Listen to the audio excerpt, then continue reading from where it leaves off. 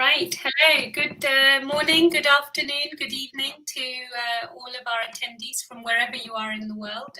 It's my pleasure, along with Dr. Perla Eleftheriou, to introduce this case presentation session.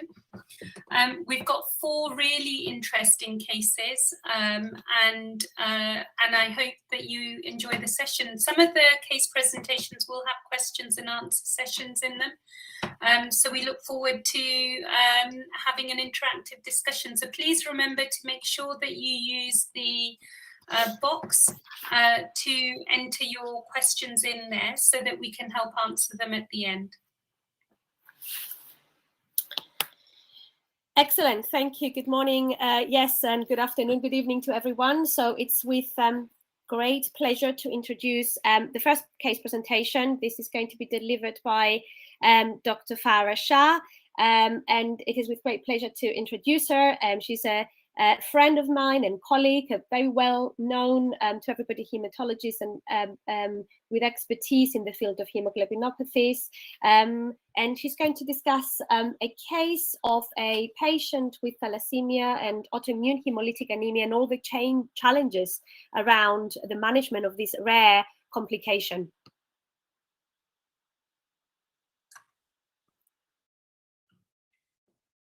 Hello, my name's Dr. Farah Shah, and I'm a haematology consultant at the Whittington Hospital and at the National Blood Transfusion Service.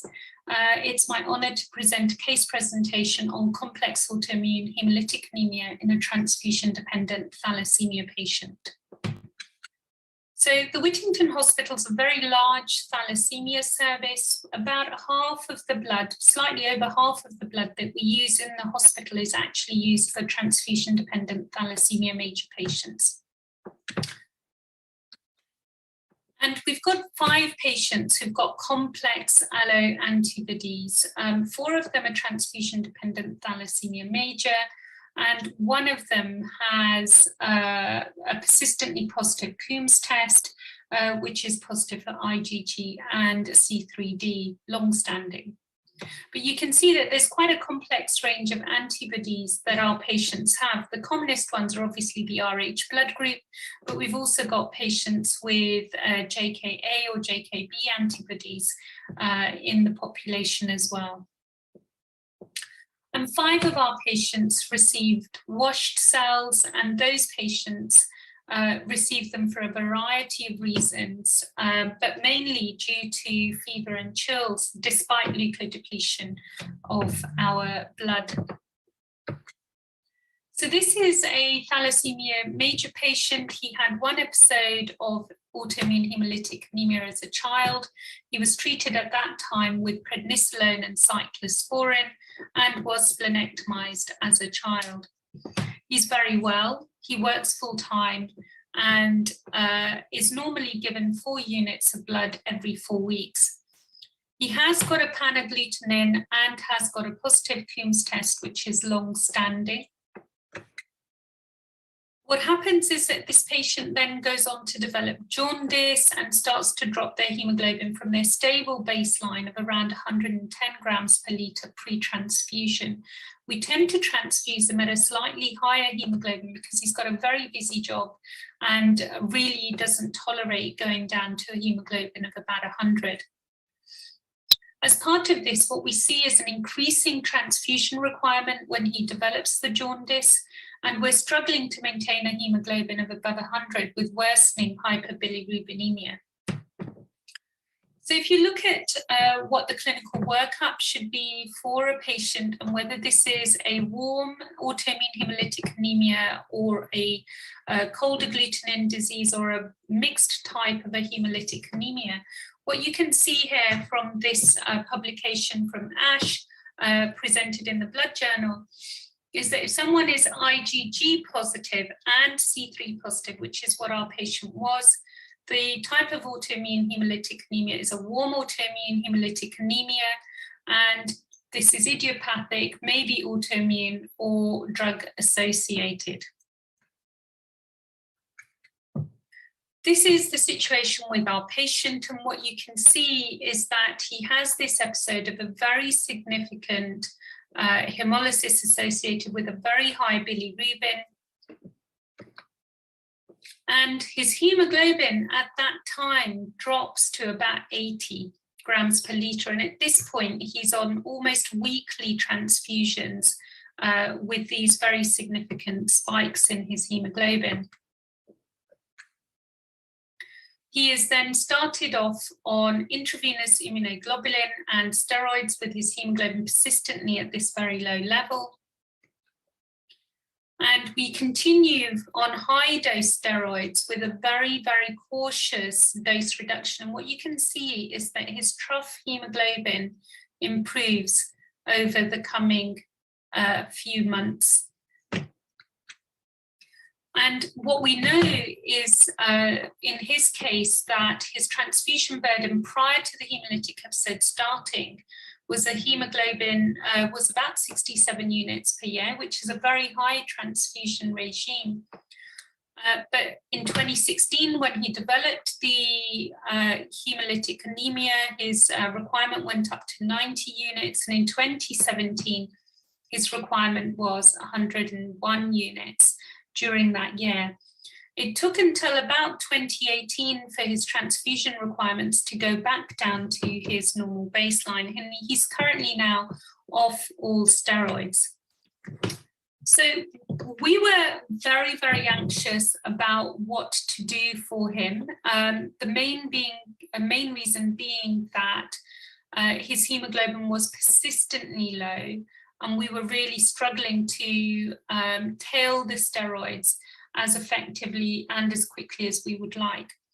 One of the really important things to know about autoimmune hemolytic anemia is that you must tail the steroids really, really slowly, otherwise the patient will relapse.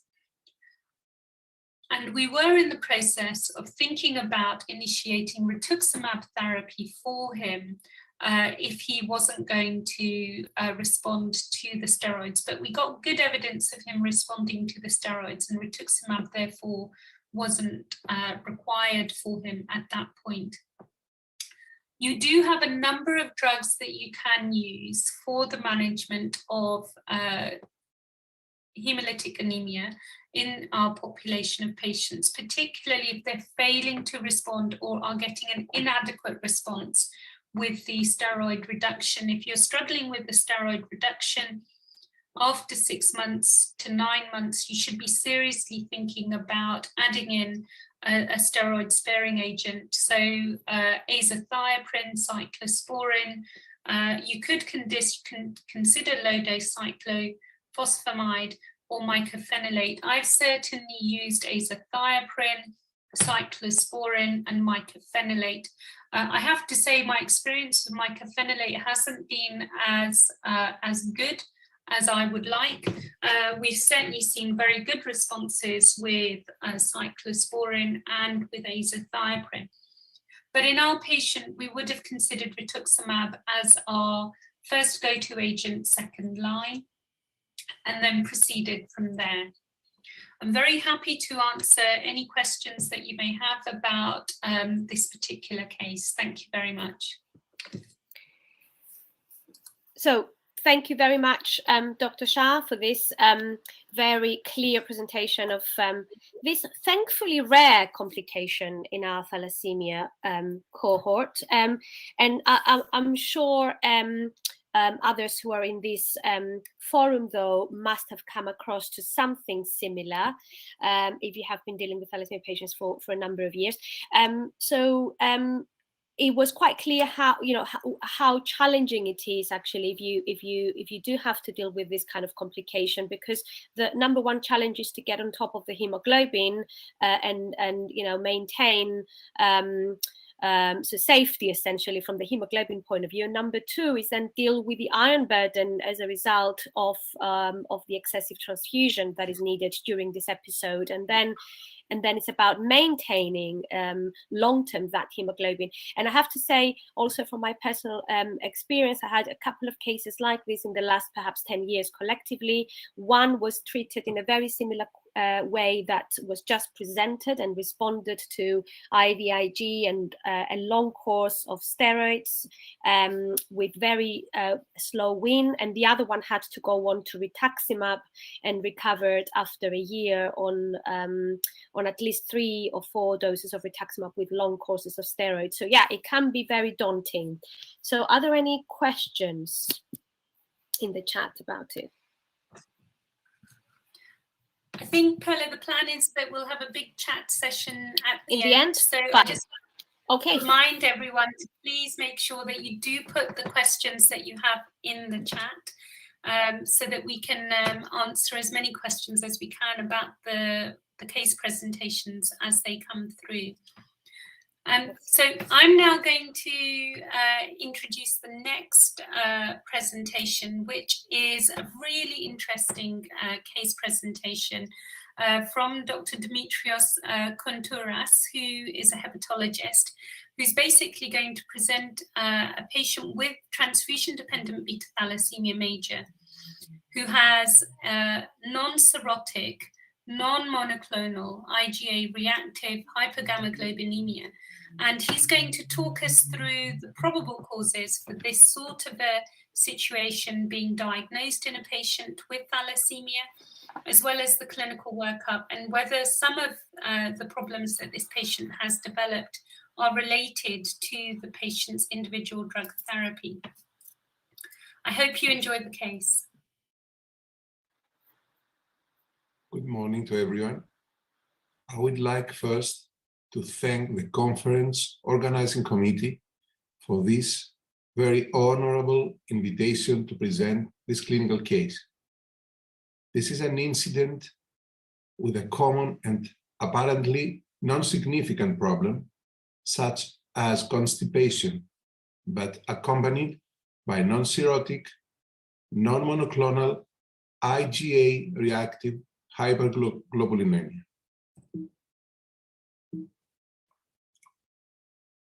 It concerns a 46-year-old man with homozygous beta thalassemia transfused from infancy. The current transfusion rate is every 3 weeks with pre-transfusion hemoglobin of more than 9 grams per deciliter. He's overweight with a burdensome clinical history and profile, mainly allergic, rheumatic, and metabolic disorders. His treatment includes a wide variety of pharmaceutical agents, with some of these drugs having potentially hepatotoxic effects. The iron depletion treatment that he has followed has been the spheroxamine from infancy until the year 2004, and then he was put on deferipron until 2018. He was referred for hepatological evaluation because he showed symptoms of irritable bowel syndrome, very severe constipation in need of hospitalizations, and mainly due to recurrent episodes of elevated transaminases, and his imaging testing revealed mild fatty liver, normal liver stiffness, hyperglobulinemia with an excessive non-monoclonal elevation of the IgA, high IgE, and a very successful chelation pattern with an LIC of 0.9 milligrams of iron on dry liver weight. So the question is, what is the cause of elevated liver function tests and gastrointestinal symptoms? It could be drug-induced liver injury, or in other words, hepatotoxicity. One of the most common factors for that is amiodarone, which the patient has been receiving for too many years. Also deferipron, it is a very known factor, but mainly in the first steps of the treatment, or maybe someone else of these multiple drugs that the patient is having. It could be non-alcoholic steatohepatitis also due to the underground of diabetes mellitus, or it could be allergic gastroenteritis or food allergy or autoimmune hepatitis due to hyperglobulinemia. So evaluation and answers at the same time is that receiving his history of food reactions and IgG testing for food intolerance, he had no significant findings.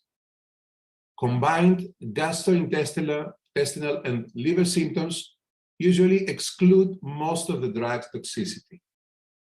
Intermittent liver function test fluctuation probably excludes NASH that usually follows a more stable pattern.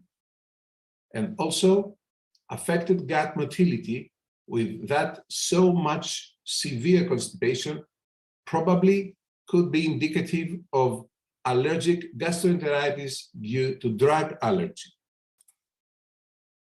So he was submitted to endoscopy, and during gastroscopy, he was found to have a severe hemorrhagic gastritis with histological findings of atrophy, probable malabsorption, or celiac disease, but antibodies of celiac disease were negative.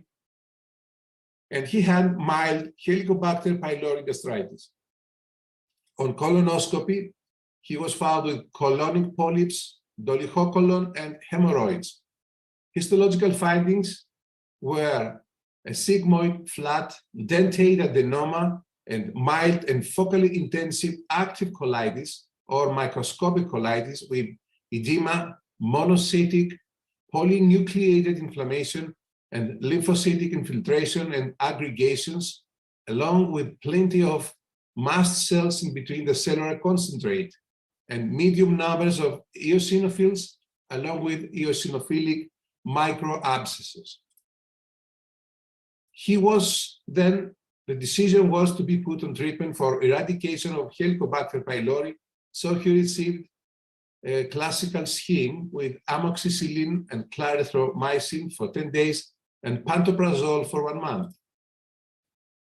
4 months later, he performed again an endoscopy and a gastroscopy with the findings to be mild chronic inactive gastritis and histological findings, gastric and duodenal edema and capillary congestion of the chorium, mild chronic inactive duodenitis, and absence of Helicobacter pylori.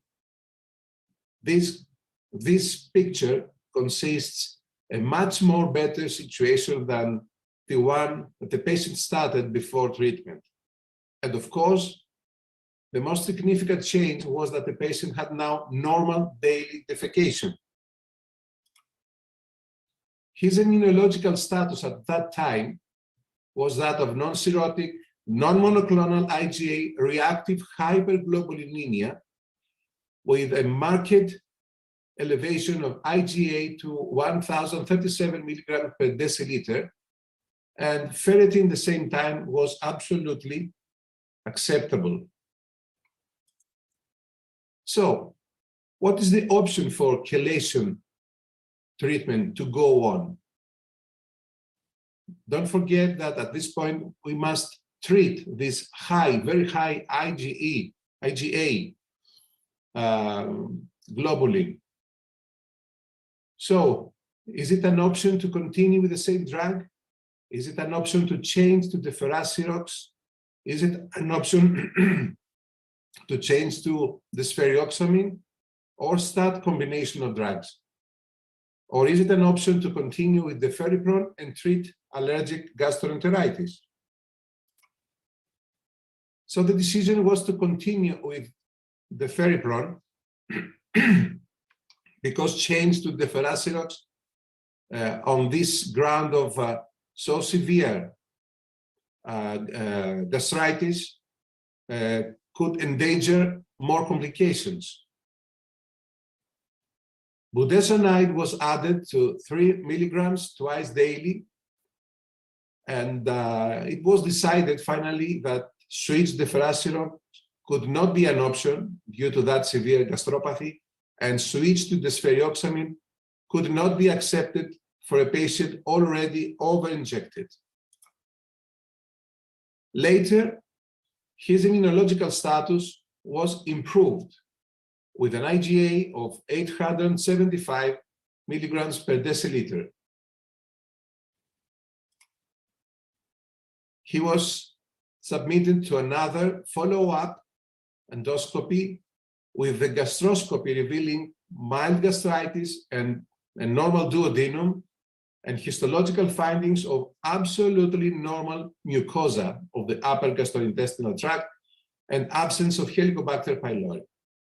And his colonoscopy revealed the same things, dolichocolon and hemorrhoids, and histological findings with now mild, inactive, reactive lesions, preserved architecture, edema, and focal fibrosis in the chorion, with mild chronic mononuclear inflammation with lymphocytic aggregation as a chronic picture of inflammation in very lower levels than what we started with.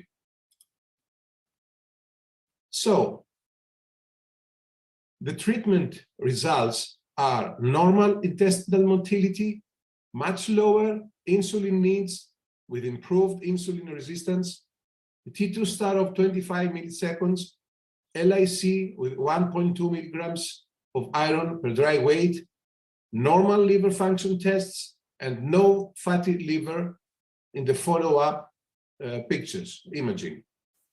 And of course, he preserved a normal liver outline and had no sign of acceleration of fibrosis or cirrhosis.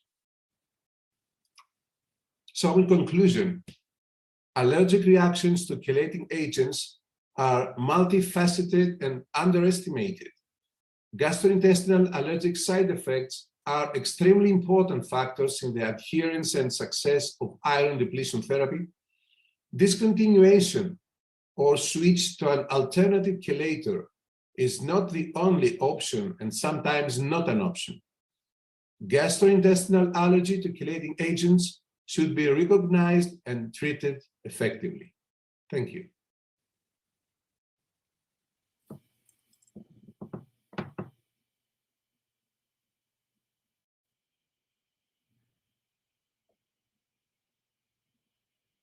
Very interesting case presentation, and I have to say that I have to echo what you said in your conclusion slide, that this is definitely underestimated, and we definitely have to now, and especially this is something that I will adopt actually in my practice after hearing this, start thinking more about introducing tests like immunoglobulins, of these patients earlier on, perhaps to gastrointestinal teams, and thinking about switching to different chelators.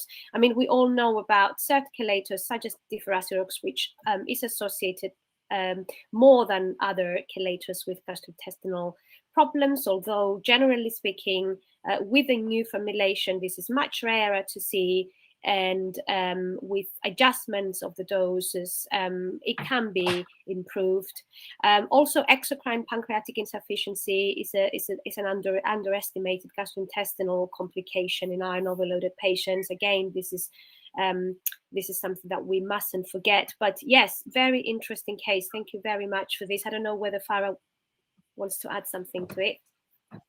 No, absolutely. I mean, I totally agree with you, Perla, that after listening to this case, I think, number one, GI side effects with Deferiprone. We know that nausea, vomiting is a well-recognized side effect, but gastritis and gastrointestinal other problems are just not being well described. So I think, we do need to start looking for those. And the IgA polyclonal changes are completely unexpected, and I think really a good learning experience for all of us to see these sort of cases being presented. Indeed. Right, so it is with great pleasure now to introduce another great friend of mine, Sotirula Christou, who's a physician with decades of interest and experience in the field of thalassemia and lead of the thalassemia clinic in the Archbishop Macarius III Hospital in Nicosia. And Sotirula will talk to us about a case of a thalassemia patient who developed side effects on different chelators and toxicities to different chelators, and essentially is a classic example of the challenges that we face in our daily practice when we come to see these problems and we don't know what to do and what chelation option to recommend. So thank you very much, Dr. Christou.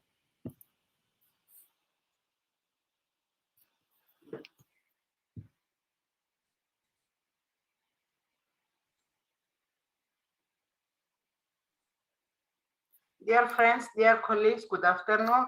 It's a great pleasure for me to be here with you, even in this virtual meeting. We hope that this situation will pass and we'll commit again. I would like to congratulate Thalassemia International Federation for organizing this interesting meeting and thank the organizing committee for inviting me for their kind invitation to participate in this meeting. I will share with you our experience about one of our patients who had problems with chelation, with his chelation treatment. It's about one male thalassemic, 45 years old, with beta thalassemia major, with the more common mutation in Cyprus. He's on regular blood transfusion from infancy. He receives 1 unit of red blood cells every 2 weeks, keeping per transfusion hemoglobin more than 10 grams per deciliter. His weight is 60 kilos. He's not splenectomized. He doesn't have any complication, and he doesn't have hepatitis B, hepatitis C, and HIV. He started chelation treatment from the age of 3 years.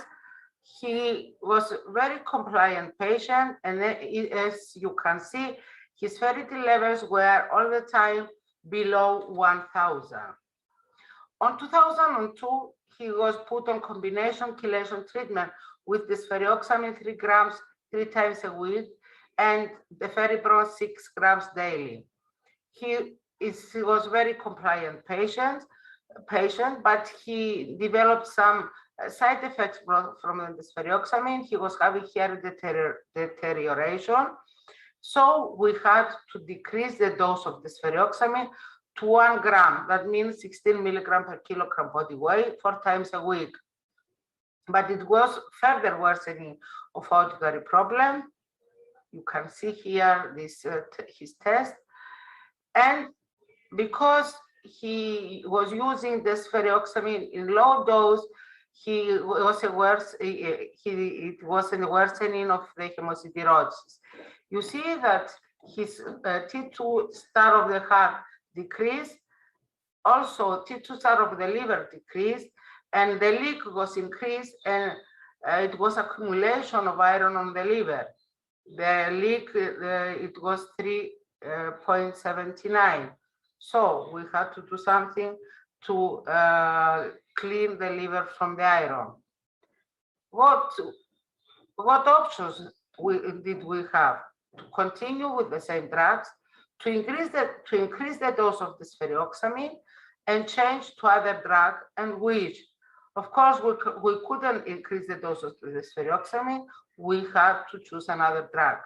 So he was put on the Ferazirox on 2017, but his creatinine levels increased, and again we had to decrease the dose of the Ferazirox. The maximum tolerated dose was 25 milligram per kilogram, and this is for the old formulation of the Ferazirox for the dispersible tablets. So this dose was low, so his ferritin levels increased.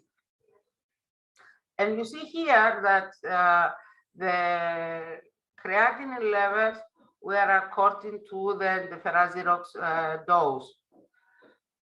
When we increase the dose, creatinine levels also increase. And decreasing the dose, the creatinine return back. And because he was using low dose of the Ferazirox, his ferritin levels increased. And except that, he was having iron on the liver. So we had to do something to clean his liver. He was using the ferripron, but it was before, but it wasn't enough in order to clean the liver. So we had again the same problem with this patient. We had to do something to decide what to do and what to offer to the patient. And we are having 4 options: continue with the same drug, increase the dose of the Ferazirox, change to other drugs, or start combination treatment of the drugs.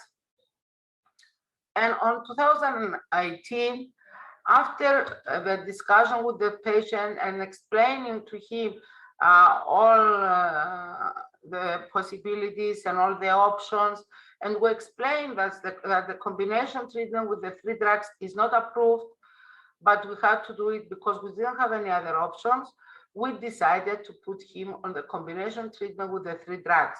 He was using the Ferazirox on low dose of 20 milligram per kilogram body weight 7 days a week, the ferripron on dose of 75 milligram per kilogram 4 days a week, and the ferroxamine on low dose 16 milligram per kilogram 3 days a week.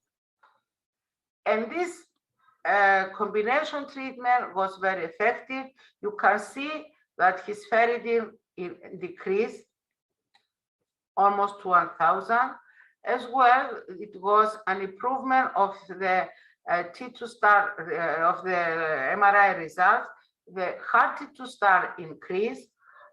The T2 star of the liver also increased, and it was a little increase of the leak. And this increase is stable and it is continuing until now. The last MRI was done on December of 2020. Except that this treatment was very safe for this patient. You can see that his ferritin levels dropped, his creatinine levels dropped, and all the kidneys functions were within normal limits. The 24-hour urine protein, the clearance creatinine, the creatinine levels decreased to normal range. And his liver function test also was within normal limits. And so for this patient, this treatment was very effective and safe. So in a conclusion, combination chelation treatment with the Ferazirox, the ferripron, and the sferioxamine in low doses is effective and safe for the patients who develop side effects from the drugs in regular doses. So it is an option. Thank you for your attention. Well, I have found that really interesting, Perla, because I think, clearly the treatment option worked with a solution that was very tailored to the patient, although the use of combination in this way is off-label. Have you got anyone triple therapy at all, Perla? I do. I was going to say that I found it very interesting and also supportive of what I do sometimes as well, and which is actually to give low doses of 2 or 3 agents so that the patient can tolerate and develop less toxicities. And actually, what Dr. Pristo just illustrated here is something that we should be thinking more about. And as you say, these combination treatments can be off-label, but actually this is what is the safe approach for certain patients. I do have 2 patients on triple therapy at UCH, at least for an interim course. One of them was on this triple therapy for an interim course and then managed to go on to 2 agents. The other one continues on triple therapy. So yes, definitely something for all of us to consider when we find ourselves in a big trap and don't know what to do. Thank you. Yes, no, absolutely. I've got a couple on intermittent triple therapy. Yes, that's mainly dual, but when they can't do, then they'll add in Desral at those sort of points. So I just want to remind our audience to please definitely ask questions in the Q&A session. We will address the questions in the Q&A session. It's now my really great pleasure to introduce a very interesting presentation on the management of pregnancy and pain control in a patient with sickle cell disease. It will be Dr. Simona Rasso who will be presenting this case scenario.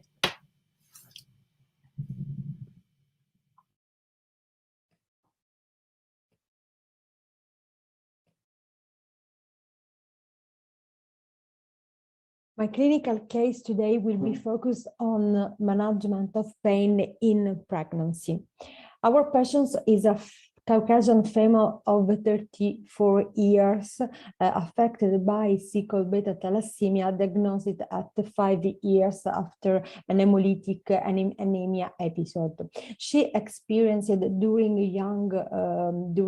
child and young age occasional vaso-occlusive crisis treated on demand with transfusion approach. During 1999, she experienced 3 major vaso-occlusive crises requiring hospitalization, and for this reason was started a therapy with hydroxyurea at a dose of 15 milligrams per kilogram year in January 2020 with a good disease control. In the same year, she underwent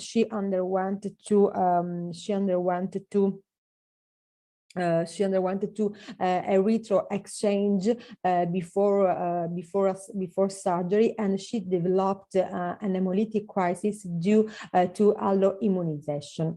14 years later, she underwent right hip arthroplasty after a vascular necrosis, and she received transfusion therapy without any complication. During the same year, the patient experienced no vaso-occlusive crisis and required a counseling for pregnancies. In January 2015, she discovered the pregnancy and she stopped the hydroxyurea. At the moment of pregnancy, she was on treatment with hydroxyurea, analgesic therapy on demand, D vitamin and folic acid. During the first part of pregnancy, she had a stable hemoglobin level around 9.5, but in May, the level of hemoglobin reduced to 7.4, and she was at 28 plus 2 weeks of pregnancy. 1 month later, because hemoglobin was still reduced, we decide for transfusion approach, and the patients received 1 RKL match red blood cell concentrate and without acute adverse event. But 2 weeks after the transfusion, patients came at our department with increased bilirubin level and also LDH. Moreover, direct antiglobulin test was positive, and antibodies anti-JKB were detected at in indirect antiglobulin test. So the patients had a delayed hemolytic transfusion reaction. She was symptomatic and she had asthenia and tachycardia, and for this reason she was hospitalized. During hospitalization, she was in follow-up, in gynecological follow-up, and there was a regular fetal growth. After a multidisciplinary meeting, we decided to start again hydroxyurea and hydroxyurea, but the hemoglobin level was still low, and for this reason we decide to start a steroid treatment for surfactant induction. The night between the 25, 26 June, the patient experienced widespread pain and agitation with an medium intense pain according to VAS scale. Which analgesic therapy do you think could be more appropriate in this moment? Paracetamol, opioid therapy, NSAIDs, paracetamol, opioid, or other therapy? We increase hydration and we use paracetamol for the management of pain, but after 15-30 minutes, the pain was still in medium intense, so we use steroid treatment because the patient was already on steroid treatment for other reason.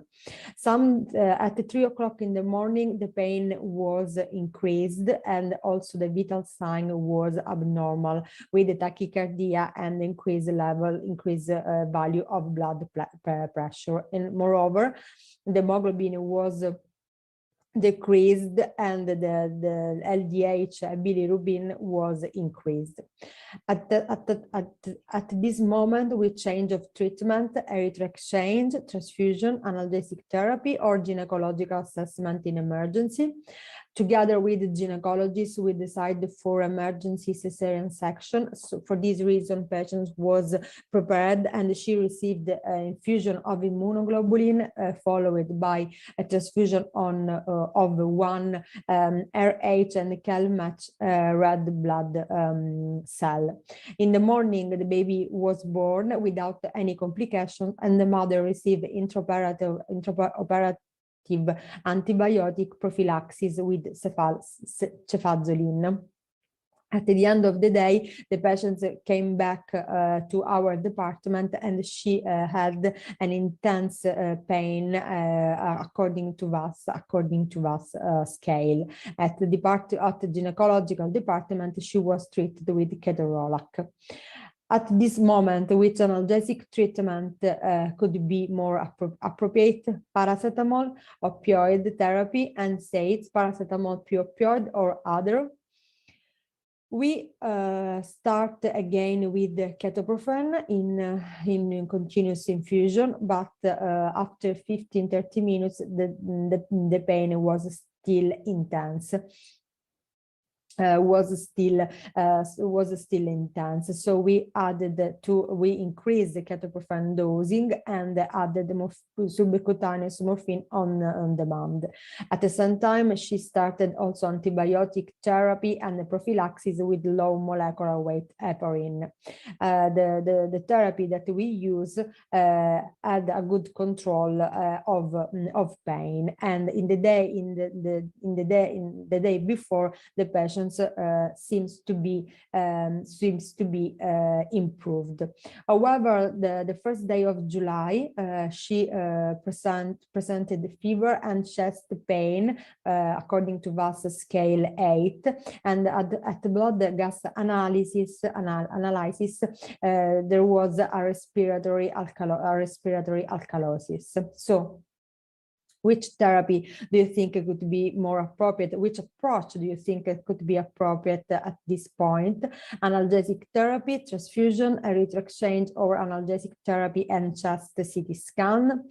The patients underwent high resolution CT scan that showed multiple focus pneumonia, and at the same time, blood culture showed an infection by Staphylococcus epidermidis. So it was possible use a target antibiotic therapy.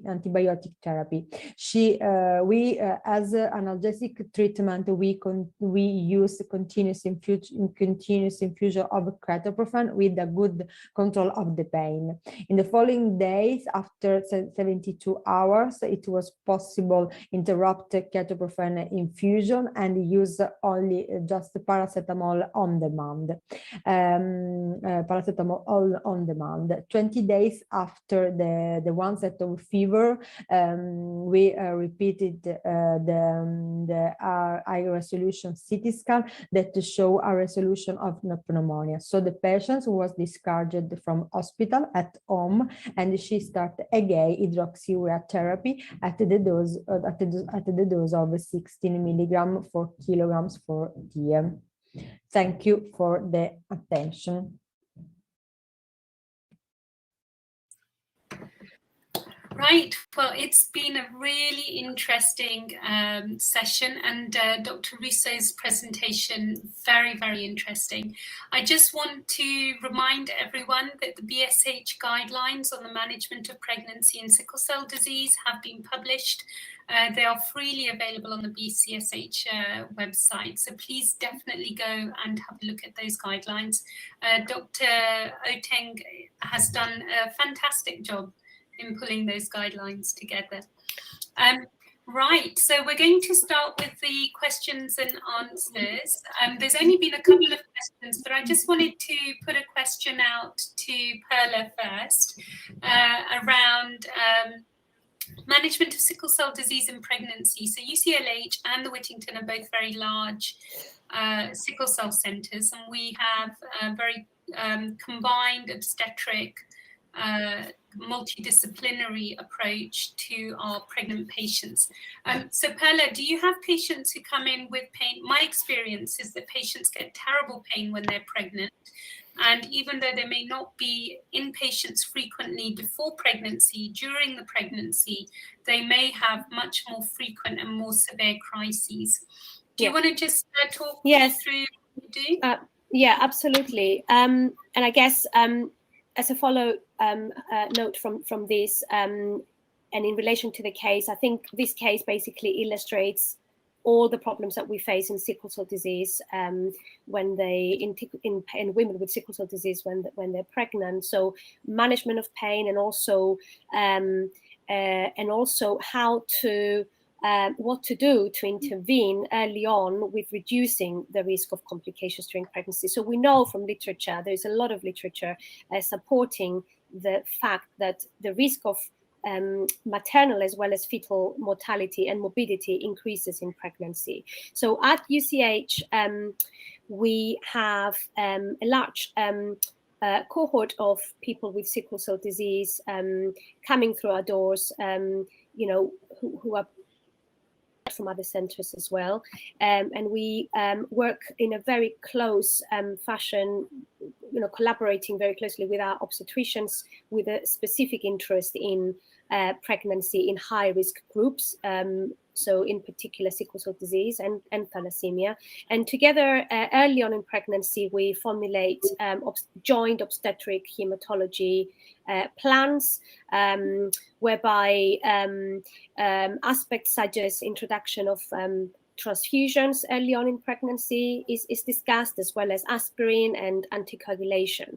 So we've published our single center experience a couple of years ago. We looked at 55 pregnancies in 22 women, and that case series analysis, which was captured over a decade essentially of episodes, shows clearly benefit of early transfusing patients, people with, pregnant women with sickle cell disease, and keeping them on transfusions throughout the pregnancy to minimize the risk of severe vaso-occlusive crisis and acute chest syndrome, as well as to reduce the fetal risk as well. So our study definitely supports this, and there is a very old randomized from 1980s big study as well, relatively big. I think there were 80 women with sickle cell disease looked at, which showed clear benefit of transfusing throughout. But still, there isn't much in terms of randomized, good evidence to support this, because obviously the risks of alloimmunization and transfusion reactions have to be weighed up against the benefit. And for this, we have a clinical trial going on at the moment in the UK. It's called the TAPS2 trial, looking at the risks and benefits of transfusions versus non-transfusions, in women with sickle cell disease, and transfusions throughout from the beginning of the pregnancy until delivery. Fabulous. So there's a question, there's two questions actually in the question thing. Both of them happen to be for the autoimmune hemolytic anemia patient. So Dr. Gekbi Ong has asked, what dose of prednisolone would you put the patient on? We always use 1 milligram per kilogram per day of prednisolone. You can use higher doses if there is a real issue, but that would be to switch over to methylprednisolone, and you could use a dose of 500 milligrams for 3 days in an extremely severe case. But for the average patient in this sort of a scenario, a dose of 1 milligram per kilogram per day, along with PPI cover, would be more than adequate, particularly if you've also got access to intravenous immunoglobulin at the beginning to be able to stabilize the antibodies. And then there's another question, which is from George Kaltasounis, and he's basically asked me about the National Immunohematology Reference Lab with regards to the warm autoimmune hemolytic anemias, and are they useful? And have we ever found rare antibodies in hemoglobinopathy patients presenting with panagglutination? So I'll answer that in 2 parts, okay? So the first thing is the National Immunohematology Reference Lab. We would not be able to diagnose. Most hematology laboratories just don't have enough,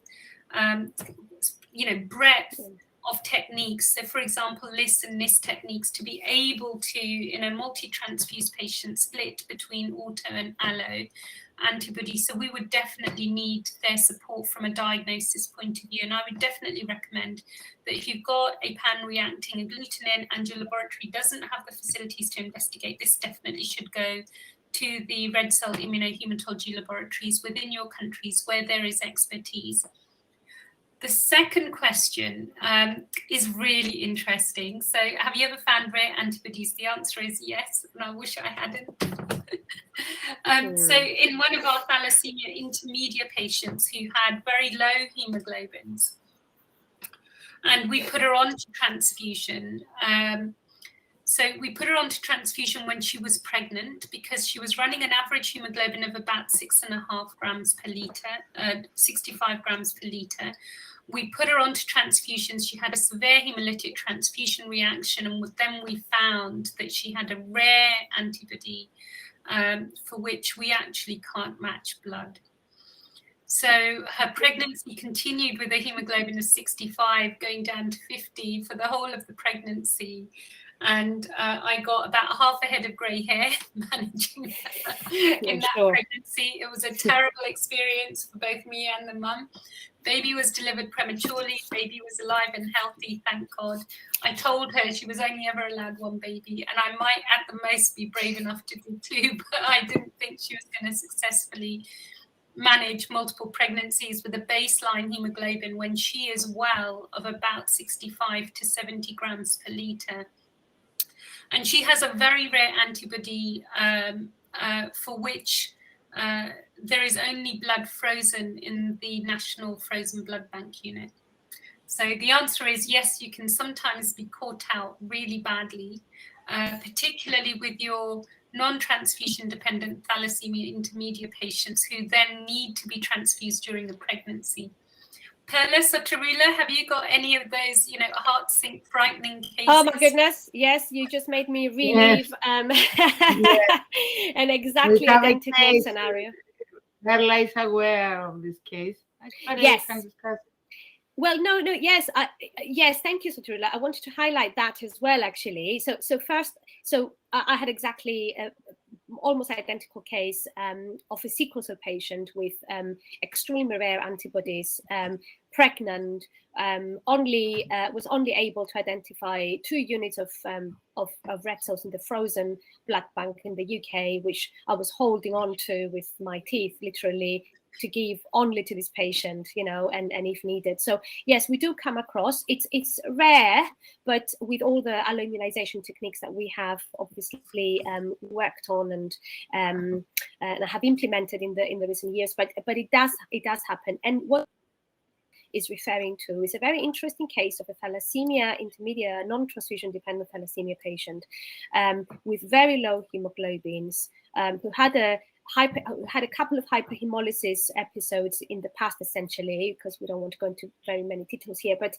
and was found to perhaps have specific clinically significant HLA antibodies attributing to these hemolytic reactions that she had. So, and I wanted to point this out actually, that we mustn't forget. I think we definitely underestimate the significance of certain HLA antibodies. So when we have a patient who's hemolyzing and we do the alloantibody test and we find no alloantibodies, I think in certain situations we might have to perhaps think about, dig a bit further in and see whether there are any clinically significant HLA antibodies. And of course, it's very difficult to do because we don't really know which HLA antibodies are significant and not, and then it's very difficult to find the right HLA matching blood. So, yeah. But just bear that in mind that this can cause actually problems as well, this type of antibodies. Yes, Right. Actually, the HLA antibodies confuse us a lot. For example, now I have a patient who developed some hemolytic reactions. His bilirubin is around 4 or 5, and he requires 1 unit per week. And we check all the auto and allo antibodies. We didn't find anything, and we checked his HLA. We found a lot of HLA antibodies, but I don't know how exactly can you use these results and what can we do? Because I think in and I think in some cases you might be antibodies mean something. Yes. Yeah. Right. Thank you. Thank you so much. So we're going to call this session to a close because we're now at the end. But I just want to say thank you to TIF for such an interesting session and for all the great cases. TIF has developed a clinical cases platform, which is part of the TIF Academy. And if you have interesting cases, please do get in touch with the team at TIF so that those cases can be added on to the TIF Academy as clinically important cases, which provide educational support and insight for people who are going on to the TIF Academy. So once again, Sotarula, Perla, it's been a pleasure seeing you. I really want to thank the audience for attending the session and for asking the questions. And thank you all very much. Thank you, everyone. Thank you. Bye-bye. Bye-bye. Right. Well.